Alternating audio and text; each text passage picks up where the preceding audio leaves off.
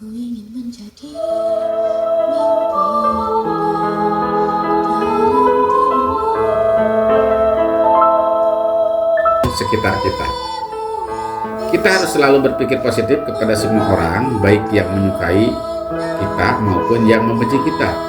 Yang baik dan yang menyukai kita jadikan sahabat.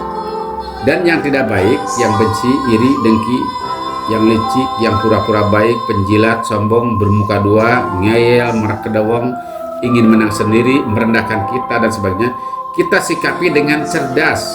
Jangan sampai pikiran dan perasaan kita terpancing menjadi negatif. Kalau itu terjadi akan menjadi penyakit bagi kita. Tetapi jika disikapi secara positif dan cerdas, akan menjadi kekuatan dan sarana latihan kita untuk menjadi orang yang lebih bijak dalam menghadapi kebahagiaan karakter manusia. Saja langsung yang keenam, berpikir positif kepada takdir kita dan takdir orang lain. Kita harus bisa meyakinkan dan merasakan bahwa kita ditakdirkan Tuhan yang Maha Pengasih dan Penyayang menjadi orang yang selalu bahagia, bersyukur, dan positive thinking terhadap diri kita sendiri apapun keadaannya, begitu pula terhadap takdir orang lain. Takdir setiap manusia berbeda. Jangan pernah menyamakan, membandingkan, atau ingin lebih unggul terhadap takdir orang lain, kecuali untuk bersyukur karena Allah lebih tahu yang terbaik untuk kita maupun untuk orang lain. Jadi semua tuh ada tulisannya. Tiap orang punya kapling masing-masing, punya garis takdir masing-masing. Wah, kalau semua sudah tertulis, kalau begitu untuk apa dong ikhtiar? Nah, ikhtiar kan ibadah, bisa bergerak dari satu tulisan ke tulisan lain. Wa may yattaqillah yaj'al lahu makhrajan. Kalau kamu bertakwa, takdirnya Allah beri jalan keluar. Wa yarzuqhu min haitsu la yahtasib. Takdirnya Allah berikan rezeki dari tempat yang tidak disangka-sangka. Wa may yatawakkal 'alallah fa huwa hasbuh. Dan barang siapa yang tawakal ke Allah, Allah cukupi. Jadi bergerak, kalau kita mau takwa, takdirnya yang ini. La in syakartum la azidannakum. Kamu syukur, takdirnya Allah tambah nikmat. Wala in kafartum, kalau kamu tidak syukur, kufur nikmat, inna adzabi lasyadid. Takdirnya yang ini, azab Allah yang pedih. Makanya kalau kita patuh kepada perintah Allah, nanti akan mengalir takdir-takdir terbaik bagi kita. Jadi nggak usah rewel dengan takdir Allah. Sekarang yang ketujuh, ya, berpikir positif kepada semua makanan. Semua makanan dan minuman yang halal dan baik insya Allah pasti menyehatkan dan tidak akan menjadi penyakit. Asalkan tidak berlebihan dan cara mengkonsumsinya sesuai dengan anjuran Rasulullah seperti yang sudah dibahas sebelumnya ya. Yang menjadi penyakit adalah kelebihannya. Jangan pernah seujon atau berpikir negatif terhadap semua makanan yang baik dan yang halal. Sekarang cenderung banyak orang yang takut makanan yang enak ya, manis, gurih dengan alasan mengandung gula, kolesterol, asam urat, lemak, zat aditif dan sebagainya. Hilangkan semua pikiran negatif terhadap dan rubah menjadi pikiran positif bahwa semua makanan dan zat yang terkandung di dalamnya adalah menyehatkan dan dibutuhkan oleh tubuh kita, asalkan tidak berlebihan dan yakin makanan tersebut baik dan halal. Jika lidah kita bisa merasakan enak, manis, gurih, dan sebagainya, itu semua anugerah Tuhan yang harus kita syukuri, bukan sebaliknya malah dicurigai sesuatu yang negatif. Jadi kalau kita mau makan, kalau udah yakin itu halal, bersih, ya sehat, makan saja, gak usah berpikir. Apalagi cari tahu ini dibuatnya dari apa, bendanya. Wah, semakin banyak berpikir, itu semakin sulit, semakin kita gak bisa makan. Bismillah saja ya. Yang penting halal, baik, dan sehat kita makan. Yang jadi penyakit itu adalah lebihnya. Itu saja yang perlu kita pikirkan ya. Insya Allah seluruh organ tubuh kita akan mereaksi positif terhadap asupan makanan yang kita makan. Nah, itu tadi terdapat penting sekali ya. Yang kedelapan, berpikir positif kepada kegagalan. Jangan pernah menyesali dan merasa kecewa terhadap semua kegagalan yang kita alami. Selalu mengambil hikmah dari setiap kegagalan. bahkan harus bisa bersyukur dari kegagalan itu, karena kita yakin Tuhan lebih tahu yang terbaik untuk kita, yang kita sendiri tidak menyadarinya. Orang yang berpikir positif akan selalu menjadikan kegagalan itu sebagai suatu pelajaran hidup, tidak pernah dijadikan suatu yang mencemaskan. Yang jelas malah lebih bersyukur ya, bahwa sekarang lebih baik daripada yang lalu. Yang kesembilan, berpikir positif kepada sesuatu yang tidak kita harapkan. Kita wajib mensyukuri dan menyikapi secara positif sekecil apapun kenikmatan yang didapat hari ini, walaupun tidak sesuai dengan apa yang kita harapkan. Karena Tuhan lebih tahu apa yang sebenarnya dibutuhkan dan terbaik untuk kita saat ini. Belum tentu yang kita harapkan akan membawa kemaslahatan untuk kita.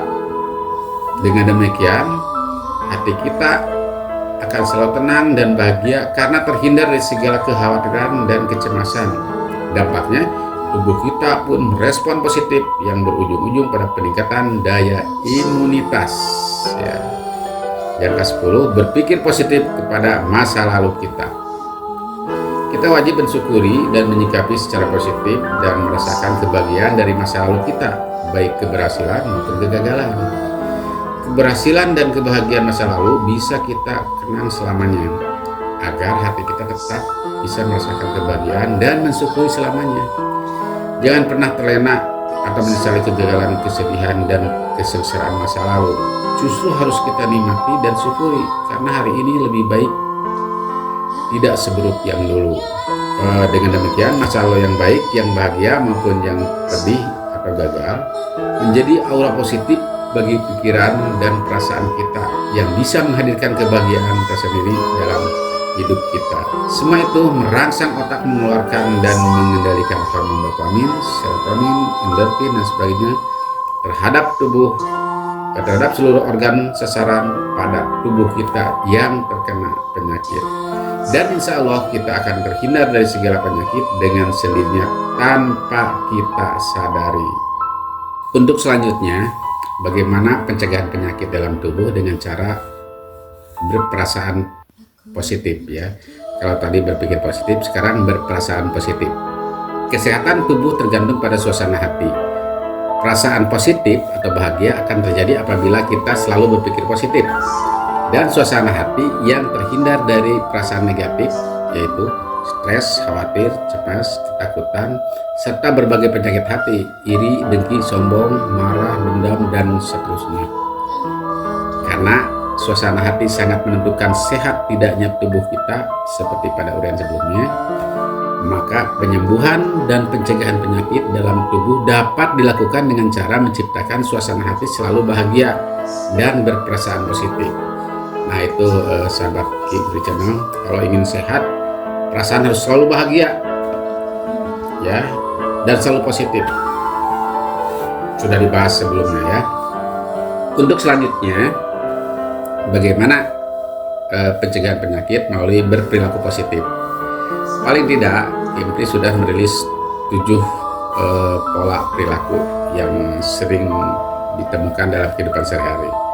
Pertama, pola makan, pola tidur, pola komunikasi, pola pergaulan, pola berpikir, pola zona nyaman, pola kesehatan. Kita bahas satu persatu. Pola makan, ada 4 poin yang Kibri tangkap ya.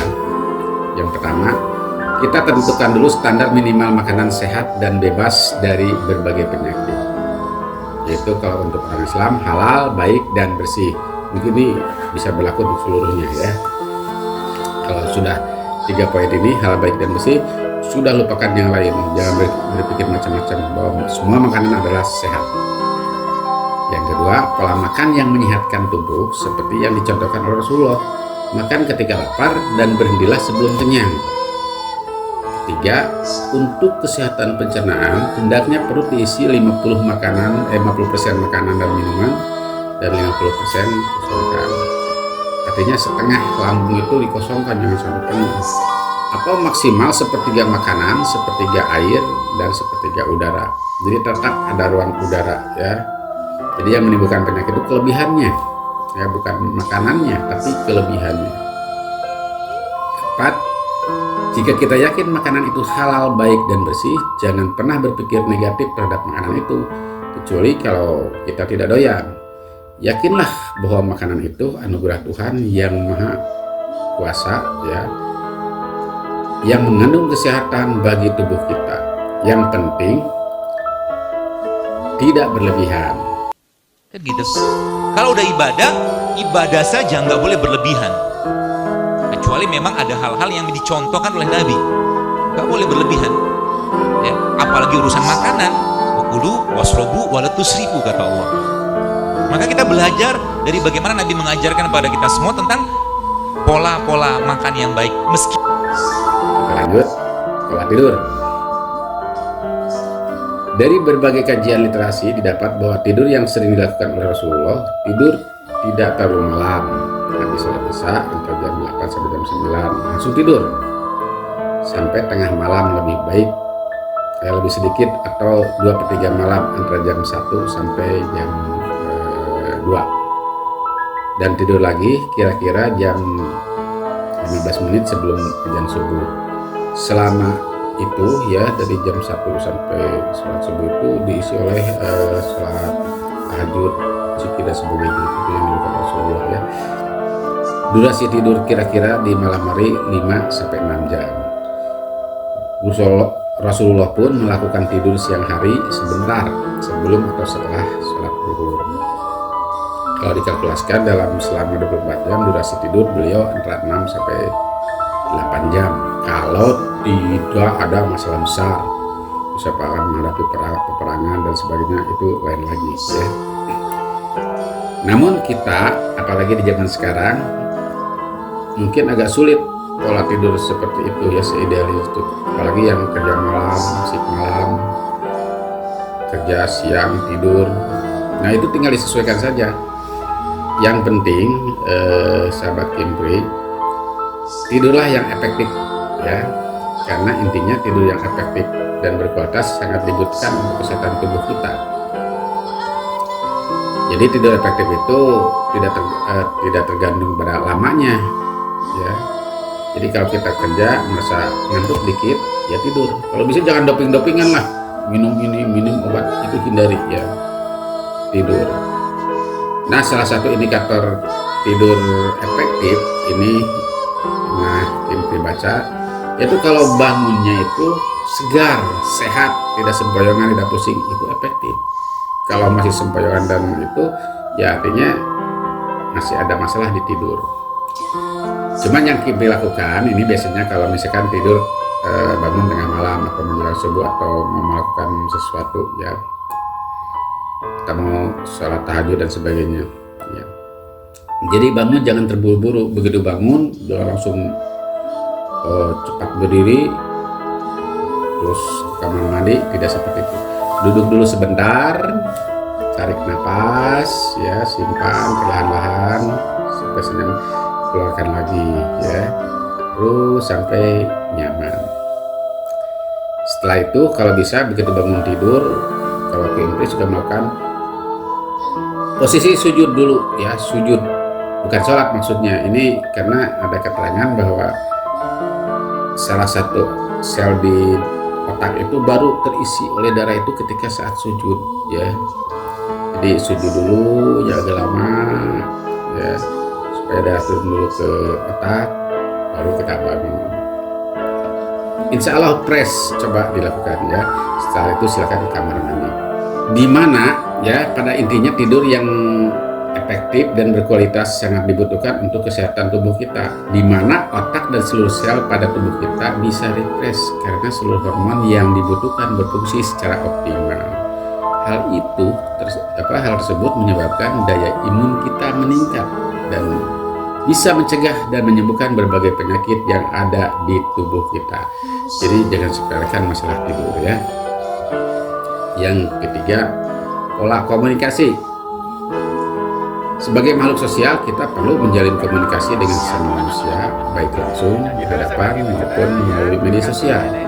Dengan syarat satu sama lain harus saling menghargai dan bisa mendukung pikiran dan perasaan positif bagi keduanya.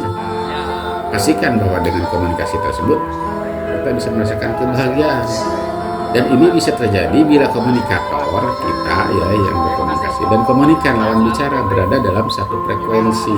Itu betul sekali ya. Tetapi jika sebaliknya ya, pikiran dan perasaan menjadi negatif gara-gara komunikasi lebih baik tinggalkan karena hanya buang-buang energi. Cari lawan bicara yang bisa membuat kita happy. Jadi kalau ada orang yang tidak nyaman di telinga, rasakan, udahlah kurangi, jangan dimusuhi ya. Terus kita lebih banyak mendengar, jangan terlalu banyak bicara ya, mendengar, bicara sebenarnya seperlunya. Itu barangkali ya. Kita lanjut ke pola berikutnya, pola bergaul. Seperti halnya pola berkomunikasi, kita perlu teman bergaul sebanyak mungkin, tetapi yang bisa mendukung pikiran dan perasaan kita serta membuat kita bahagia. Jika berhadapan dengan orang yang membuat kita tidak nyaman, perlu bersikap cerdas dan tetap berpikir positif. Jangan sampai hal ini mengganggu pikiran dan perasaan kita. Kita tidak perlu menghargai dan menanggapi serius terhadap orang-orang yang pemarah, keras kepala, egois, sombong, merendahkan kita, gila penghargaan, tidak pernah menghargai, senang melihat kita terpuruk, dan lain-lain. Yang perlu dihargai adalah pikiran dan perasaan positif kita sendiri, bukan mereka, siapapun orang-orangnya. Kecuali kalau dengan orang tua kita sendiri, ya kita harus tetap menghormati. Kalau dua itu tinggalkan, ya jangan hinakan pikiran dan perasaan kita di bawah mereka, siapapun, mau pejabat mau apa, tinggalkan ya. Yang kelima, pola pikir. Orang yang terbiasa positive thinking akan melihat sesuatu dari sisi positifnya dan bagian negatifnya sebagai bahan pelajaran ya, atau mengambil hikmah di balik itu. Sebaliknya, orang yang selalu negatif thinking melihat sesuatu dari unsur negatifnya saja dan yang positifnya seolah-olah tidak ada. Nah, ini sering terjadi di kita ya. Kalau ada orang misalkan punya 10 kebaikan, tidak pernah yang 9-nya baik, yang 1/9 baik tidak pernah diri. Tapi begitu satu aja salah dikit, wah rame, kelihatan. Banyak orang yang seperti itu ya. Nah, kita jangan melakukan hal itu. Tetap kita positif melihat yang baik-baik saja. Walaupun ada kesalahan, ya itu tadi jadi bahan pelajaran. Karena itu orang yang selalu berpikir positif cenderung hatinya bahagia dan cepat menyelesaikan atau memutuskan sesuatu, terutama yang sifatnya pragmatis. Mereka akan berpikir dari yang sederhana baru ke yang lebih kompleks, cepat menemukan solusi. Mereka sebenarnya berpikir kritis, critical thinking, tetapi dibarengi dengan sikap yang lebih bijak. Tidak pernah mempersulit orang lain, apalagi mempersulit diri sendiri. Pola pikir seperti ini akan membuat perasaan selalu bahagia dan daya imun yang tinggi. Tapi kalau yang negatif thinking selalu mempersulit diri, ya, mempersulit urusan orang lain. Ya. Itu kita hindari. Kita lanjut ke poin berikutnya, pola hidup zona nyaman. Kita sering mendengar orang yang merasa dirinya visioner, terutama para narasumber dalam suatu pelatihan, workshop, diklat dan sebagainya, menyatakan jangan pernah hidup atau puas di zona nyaman. Itu sering kita dengar. Harus selalu berusaha keras meningkatkan prestasi dan pencapaian tertinggi. Tidak boleh berhenti. Kalau menurut Kimpri itu adalah negative thinking. Dalam konteks ini, menurut Kimpri justru harus sebaliknya. Kita harus selalu hidup pada zona nyaman. Artinya kita harus merasa bahagia, menikmati dan mensyukuri setiap pencapaian yang didapat saat ini. Urusan nanti pencapaian yang lebih tinggi, kita jadikan lagi hal itu sebagai zona nyaman berikutnya dan seterusnya. Dan jika hasil akhir tidak sesuai ekspektasi, kita ambil hikmahnya. Hidup zona nyaman, mensyukuri hasil yang pernah dicapai, tidak boleh putus ya. Nah, itu banyak di antara kita seperti itu ya. Jadi justru kita harus hidup di zona nyaman. Tidak boleh cepat puas. Justru kalau menurut Kimpri harus banyak puas. Nah, misalnya kalau kita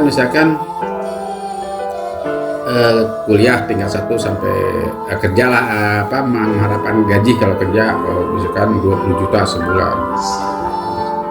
Kalau tidak tercapai itu tidak akan puas. Tapi kita hanya mendapat 2 juta, ya.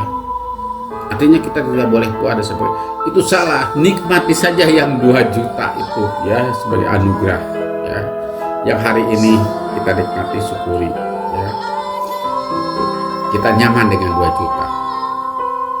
Tapi tetap mencari peluang untuk naik. Kalau nanti naik lagi, kita puas lagi, bersyukur lagi. Jadi 5 level, ya 5 kali bersyukur. Jadi kita hidup bersyukur terus, puas terus. Dulu banyak diperpuas, puas diri, menikmati, bersyukur, ya. Jangan sampai stagnan. Itu kalau menurut Kimpri, ya, hidup di zona nyaman. Yang terakhir, pola kesehatan. Berkaitan dengan cara mengobati impianku, yaitu imajinasi, berpikir, berperasaan, dan berperilaku. Yang kita bahas ini, kebiasaan apapun yang bisa membuat kita bahagia tetap harus kita lakukan, jangan sampai ditinggalkan, karena semua itu membuat tubuh kita semakin sehat, baik pola makan, hiburan, olahraga, dan sebagainya. Asalkan semua itu proporsional dan tidak berlebihan, karena berlebihan inilah yang bisa menyebabkan penyakit. Terutama di bidang olahraga, pilihlah yang benar-benar membuat kita nyaman dan bahagia. Jangan yang membuat kita cemas, panas hati, takut terkalahkan, dan yang merangsang emosi negatif kita naik. Sesuaikan posisi kita dengan umur kita, ya. Untuk yang berusia di atas 50 tahun misalnya, tidak usah ingin menyamai, apalagi menyalahkan yang berusia 30 atau 40 tahunan. Jadi carilah olahraga yang nyaman menurut kita. Jangan mengejar ingin menang. Sebagai kesimpulan dari semua uraian, bahwa segala penyakit dalam tubuh kita dapat disembuhkan atau dicegah melalui impianku, yaitu imajinasi, pikiran, perasaan, dan perilaku. Yaitu imajinasi positif, pikiran positif, perasaan positif, dan perilaku positif. Itulah sebagai kesimpulan akhir. Insya Allah, dengan selalu berimajinasi positif, berpikir positif, berperasaan positif, dan berperilaku positif, tubuh dan jiwa kita akan sehat dan terhindar dari berbagai penyakit. Sesungguhnya Allah tidak meletakkan penyakit, melainkan Allah pula meletakkan obatnya, kecuali pikun. Jadi hanya pikunlah yang tidak bisa diobati. Terima kasih. Assalamualaikum warahmatullahi wabarakatuh.